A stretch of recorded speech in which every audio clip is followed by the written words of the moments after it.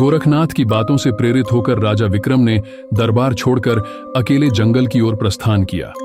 उन्होंने ठान लिया कि तीनों द्वारों के रहस्य को समझे बिना लौटेंगे नहीं। जंगल में चलते चलते राजा एक प्राचीन नाग मंदिर के पास पहुंचे। वहां एक विशाल काले नाग ने उन्हें घेर लिया।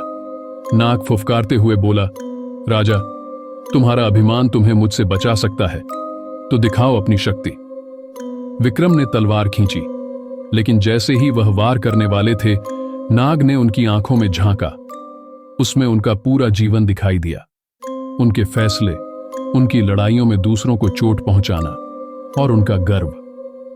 राजा ने तलवार नीचे रख दी और कहा, मुझे अपनी भूलें स्वीकार हैं, मेरी शक्ति मेरी विनम्रता में है। नाग मुस्कुराया और द्वार खुल गया। आगे बढ़ते हुए विक्रम को एक विशाल वृक्ष मिला, जिसके हर पत्ते पर सोने के सिक्के और हीरे टंगे हुए थे।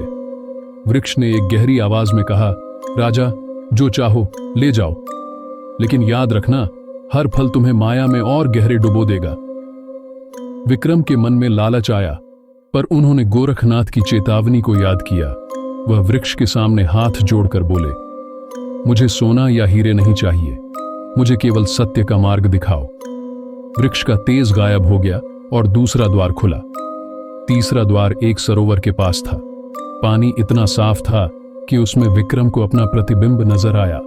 लेकिन जैसे ही वह सरोवर के पास पहुंचे, पानी ने एक रहस्यमय आवाज में कहा, राजा, क्या तुम जानते हो कि तुम कौन हो? क्या तुम अपनी परछाई से परे देख सकते हो?